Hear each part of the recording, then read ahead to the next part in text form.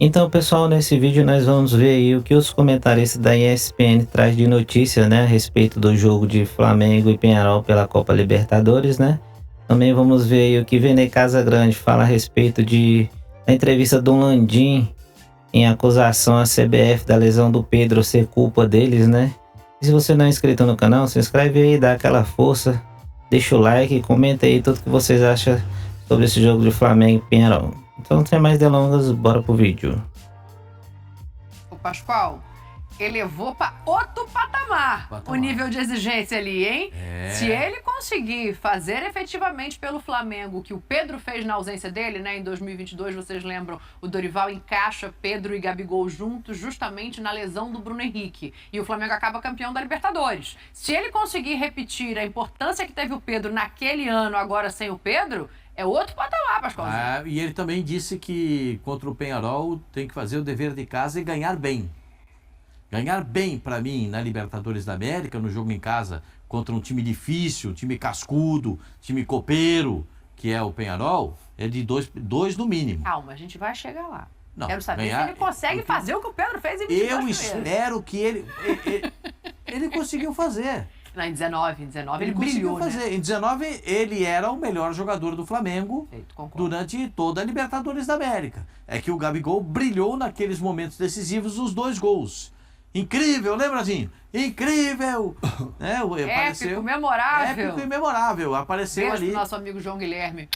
Mas ele foi eleito o melhor jogador. Foi eleito o melhor jogador. Eu e Zinho estávamos nessa transmissão com o João. Tive o prazer de estar ao lado do Zinho e do João mais uma vez. Agora, eu acho que ele tem todo esse potencial.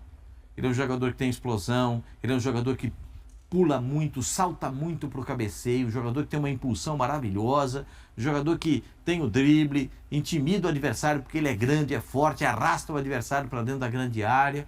Eu acho que ele pode sim, ele pode ser esse fator decisivo para a equipe do Flamengo. Claro, o Flamengo tem outros jogadores decisivos, né? O De La Cruz vai voltar, o Debochado está lá, tem outros jogadores que são importantes, são decisivos, mas eu acho que a função dele, que é essa função de centroavante para fazer gols, eu acho que ele é importantíssimo e pode, vamos dizer assim, pode, não vou dizer superar o Pedro, mas se ele se igualar ao Pedro, já será uma felicidade. Dázinho pra fazer um negócio desse, porque assim, é legal quando a gente vê uma declaração sincera, honesta, né? Porque ele fala ali sem nenhum medo de que a cobrança venha, de que a expectativa seja muito alta, confiante em tudo que ele já fez em outros momentos no Flamengo também. Não, sem dúvida. O Bruno Henrique está hoje nessa posição porque ele quis ficar. Ele tinha uma proposta muito melhor para ir para o Palmeiras. Houve uma demora até na negociação. Aí o staff iria dizer que o Flamengo não procurava, que não tinha um contato, e teve contusão, e teve muitas coisas, ele volta. Mas o desejo do Bruno Henrique foi sempre permanecer no Flamengo.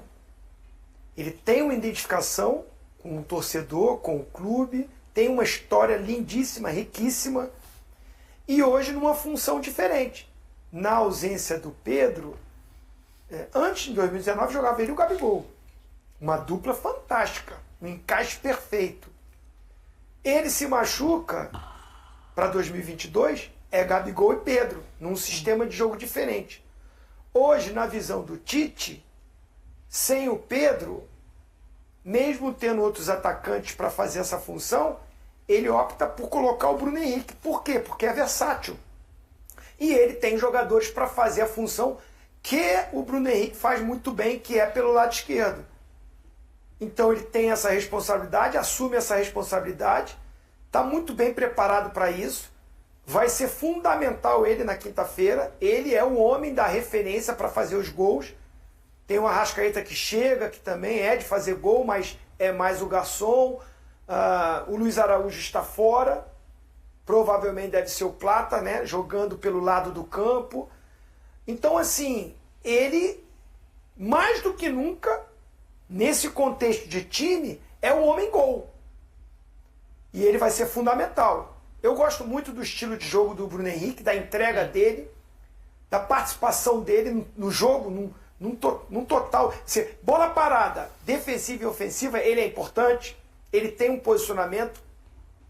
Ele do Flamengo sem a bola ajuda, recompõe, mesmo como centroavante, incomoda os zagueiros, não deixa ninguém livre. E com a bola nem se fala, ele é o cara da velocidade. Além de ser o homem-gol hoje, mas ele é o cara daquela passada larga. Gosto muito, acho um baita de um jogador. E o Flamengo precisa muito dele inspirado nesse jogo de quinta-feira. A retranca vai ser enorme. Opa. Vai ser a tática do Pascoal. Todo mundo lá na trave, tática do morcego, tática do cadeado. O Peñarol vai vir com a disciplina tática defensiva mesmo. Posicionamento atrás, muita marcação, muita catimba no jogo, é a característica desse jogo uruguaio. Tentar levar um bom resultado, perder de pouco, se perder, é perder de pouco, é a estratégia do Peñarol. Oh. Um empate, opa, esse sim assinaria agora, para levar a decisão para o Uruguai, aquela pressão lá no Uruguai. Agora o Flamengo, pelo contrário, vai ter que jogar um jogo muito bom, chegar aquele jogo ou um dos melhores da temporada do Flamengo para levar uma boa vantagem, porque a pontuação que fez está decidindo sempre fora de casa na Libertadores. Assim, esperava-se que tivesse feito isso contra o Bolívar, né? Ainda mais que era na altitude. E aí não conseguiu muito, né? Foi meio espremido, assim, para o que se esperava, né? Porque fica sempre se esperando, como diz o Pascoal, abaixo de 2, abaixo de 3, não se comemora. E aí tem o adversário do outro lado que vem com a vontade danada de fazer isso que o Zinho está falando. Segurar o máximo possível, se possível empate, nem pensa em vitória. Acho que esse time não pensa em vitória. O técnico lá não faz preleção, fala, vamos aqui ganhar no Flamengo, não. Acho que não, acho que é assim, vamos segurar, vamos evitar, o que nós vamos fazer para segurar esse time, papapá, enfim. Escapar uma bola boba, vai lá, né? Isso passa muito pela adequação do jeito do Flamengo jogar, né? A gente sabe da dificuldade do Flamengo de sair das retrancas e com essa mudança de referência pode ser um ponto positivo, porque o Bruno Henrique o Pedro se movimenta, o Pedro sai da área cada vez mais, mas é uma característica diferente. O Bruno Henrique é mais rápido, a bola na frente para o Bruno Henrique chegar é uma boa opção. Isso pode facilitar a vida do Flamengo nesse jogo, então, não pode? Não, sim. E antes que confunda aí, não estou dizendo que o Peñarol quer ganhar aqui, não. Vem para ganhar e tal, mas é que sabe a dificuldade. Vai fazer tudo para levar o jogo para decidir. Louco para levar para casa decidir. Decidir em casa decidir lá e só tal. você que não gosta. Vai decidir lá. E o Gabigol não vai jogar, não? Ele tá querendo, hein? Mas acho que ele tá longe dessa fila aí, né? Bom, depois da lista do Tite dizendo que ele tá atrás do Carlinhos. O Gabigol tá chegando a 300 jogos pelo Flamengo, né? Acho que ninguém nesse time aí tem essa quantidade, faltam acho que 4 jogos. Mas tá uma situação estranha, né? E hoje eu li, espero que não se confirme alguma coisa muscular que podia ter sido com ele de novo. Tomara que não, porque ficou esperando tanto essa oportunidade de jogar no lugar do Pedro, acho que de repetir a dupla, inclusive com o Bruno Henrique, né? A dupla de 19. Isso já ficou claro que não vai ser o caso. Não vai ser o caso. Então, assim, acho que ele não vai ter, pelo menos até aqui, a não ser que ele jogue poucos minutos. Ele não jogou nem 25% dos minutos que o Flamengo jogou depois da saída do Pedro. Ele não jogou 1/4 desses minutos. Evidentemente que ele esperava jogar muito mais. Ele também teve um período meio machucado. Ficou, né? Um jogo ou outro ali. Mas claro que agora sou eu e tal. Pode ser que continuar jogando 25% dos jogos, entre e decida jogos e volte a ter uma importância. Mas é melhor jogar o jogo todo e é o que ele esperava, né? E não, me parece que não vai mesmo acontecer. Mas isso vai ser sempre uma notícia até o final do ano, se continuar se repetindo, né? Pois é, porque em entrevista à TNT Sports, na noite dessa terça-feira, Rodolfo Landim alegou que o atacante Pedro foi submetido a uma carga de treinamento muito forte para um jogador que havia acabado de sair do departamento médico. Ele está se referindo à lesão que o Pedro sofreu no joelho, que passou por cirurgia, vai ficar cerca de 10 meses longe dos gramados. Abre aspas para o presidente do Flamengo. O Pedro vinha de uma lesão. Na verdade, teve um jogo que ele jogou e aí a gente libera ele para a seleção. Ele vai para lá, tem um dia de recuperação e depois ficamos sabendo que a carga que foi aplicada para ele foi equivalente a 4,5 km, que é uma carga, vamos dizer assim, muito forte para quando você está com um jogador voltando de lesão. tem também esse processo de transição de um tipo de treinamento dentro do seu clube e vai para a seleção. E ele continuou. A gente observou isso no passado, quando cedia jogadores para a seleção uruguaia.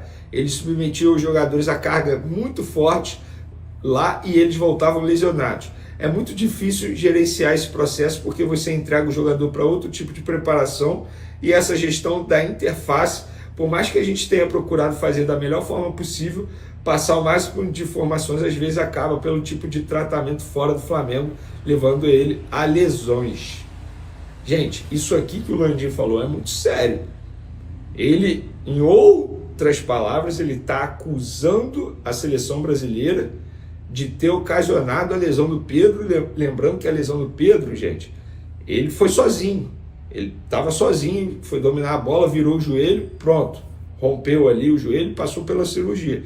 Mas, segundo o Landim, isso aconteceu por conta da carga elevada que a CBF acabou colocando em cima do jogador que estava voltando de uma lesão. Lembrando que antes de ele ir para a seleção, o Pedro jogou cerca de 70 minutos contra o Corinthians. Jogou.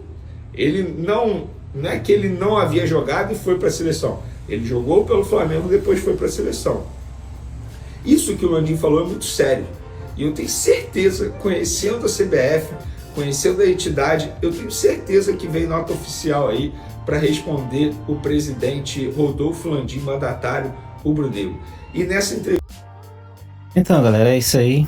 Vocês viram aí tudo o que falaram a respeito do jogo, né? Amanhã. Provavelmente o Peñarol vai vir aí com a retranca para não sair perdendo, tá? Para levar esse jogo para o jogo de volta em casa. Temos aí também a respeito do Landim, né? Falando aí da lesão do Pedro. Realmente pegaram forte aí, ele acabou se machucando. A lesão também do Luiz Araújo, né? No jogo. Porém, vai ter aí os reforços aí. Vamos torcer que o Tite faça uma escalação boa. Porque deveria jogar Gabigol, né? Mas ele já deixou bem claro que o Gabigol tá fora. Porque não existe colocar ele em meio de campo. O cara é 9, o cara tem que jogar lá na frente. Ele não sabe jogar em outro lugar a não ser ali na frente. E até o Bruno Henrique tá na posição que fica preso ali, encaixotado. O Bruno Henrique tem que jogar aberto. Pode botar o Plata no meio, o Gabigol. Tem vários jeitos dele montar o time. Mas a gente não sabe o que passa na cabeça dele, né? Então vamos ficar aí. Prováveis notícias a gente traz pra vocês aí. Até mais, tchau, tchau.